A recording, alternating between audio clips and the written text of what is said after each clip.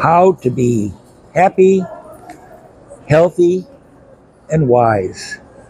This video is about overcoming depression and negative thoughts. Now, I'm not a doctor, but years and years ago, I had an uncle who was a doctor, and he gave me what I consider very sound advice.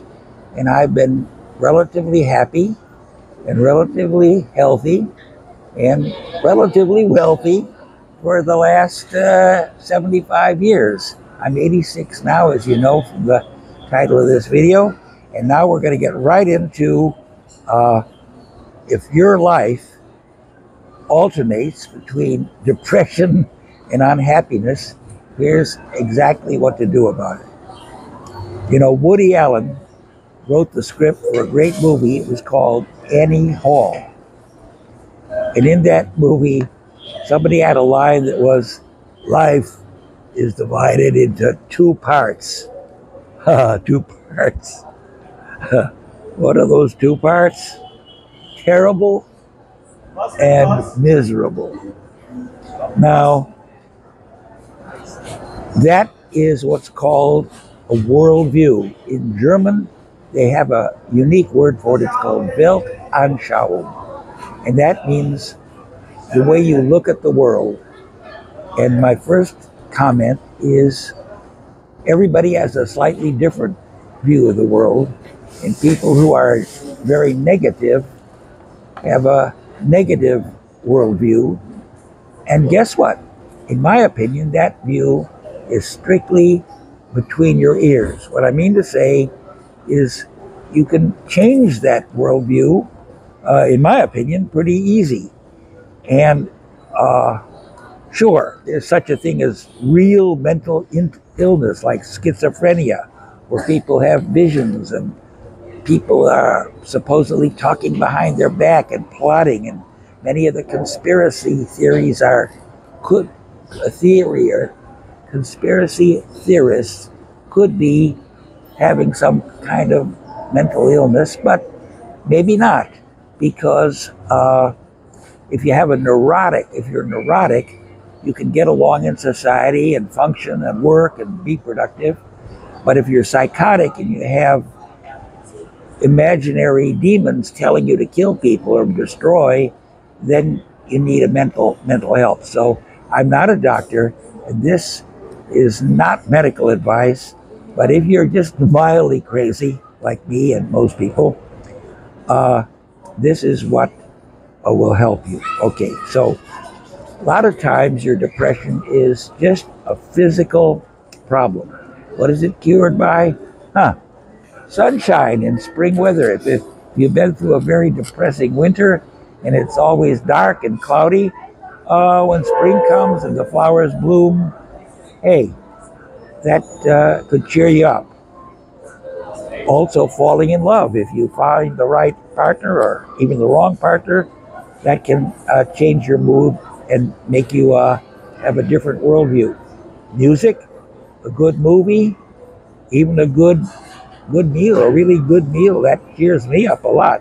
I feel a lot better once I'm full up with some delicious stuff, like roast beef and mashed potatoes with sour cream and garlic sauce.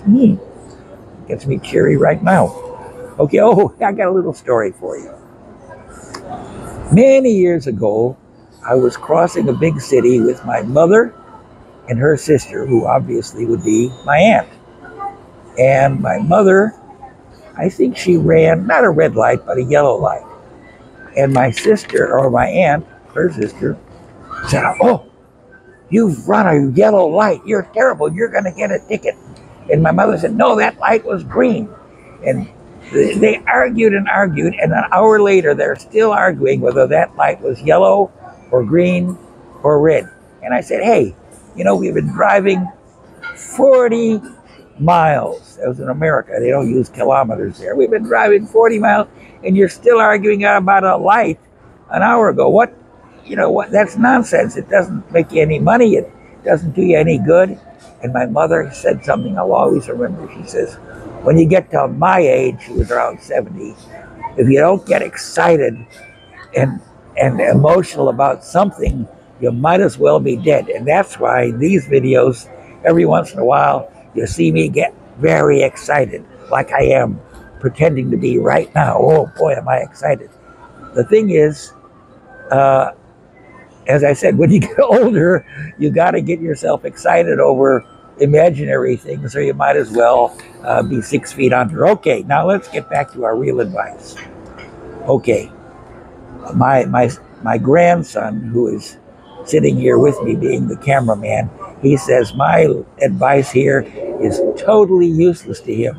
All it does is make him feel more depressed. Well, okay, it's not so easy to change your world outlook. And when somebody said, hey, just cheer up, yeah, for some people it just makes them feel worse, more depressed.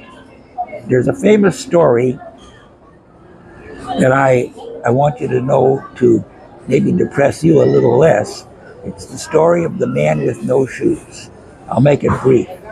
There was once a man with no shoes, and he was very sad. Oh, I have no shoes. Oh, I'm so sad. I have no. Well, anyway, he walked on the street, and there he encountered a beggar. And the beggar had no feet and no hands. In other words, the beggar was a lot worse off than he was.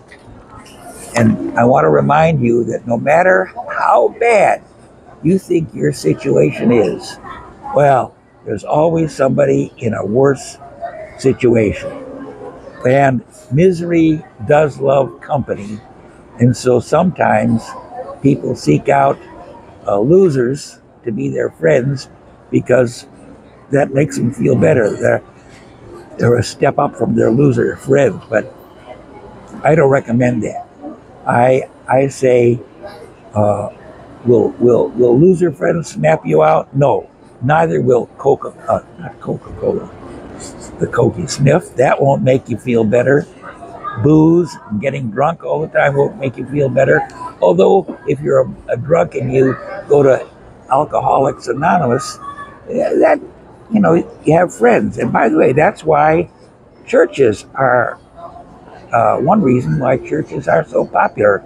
You're among a group of people who are friendly, have similar beliefs, and who will talk to you and understand you and help you out if you need help. So booze, heroin, pills, Coke, none of that will help you out, but other people will. And sometimes you can do it all by yourself. I had a cleaning lady who came in once in a while. She was going blind in one eye. I felt very sorry for her. And I talked to her. Not only was she going blind in one eye, she had a dying husband. And, well, I won't go into all her bad troubles to make you cry, but the funny thing is, she was as cheerful as anybody could get, even without all her problems. So, once again, I'm saying to you that depression is between your ears, and there's a lot of cures for it. Now, one cure that people look at is suicide. Is that the answer? No way, no way. I have a free book on that subject of how to bump yourself off with no pain. And you can, I'll send it to you. No cost at all. Just ask me for it. And I've written a lot of books in my life. I used to sell them for $100 a copy. Made a lot of money that way. But now that I'm retired, I think I'm gonna give away those books. And is there a catch? No, I don't. You don't need a credit card. And yeah, if you want to send me a donation after you read them and you like them, I don't mind. But you don't have to. No obligation at all. Now I'm going to show you the books. Ta-da! And here is what's in them. So there's your books. Have a good look. And if you want any of these books, including the one about, we have another one that isn't in this list, one about religion, and another, it compares different religions. It's like a course in comparative religion. And the other book is about doing yourself in. Of course, it encourages you not to do yourself in. But anyway, if you want those books, just, oh wait, I think the address is right here, isn't it? Yeah, Peter Karadash. And just send me an email and I'll be glad to send you the book for nothing.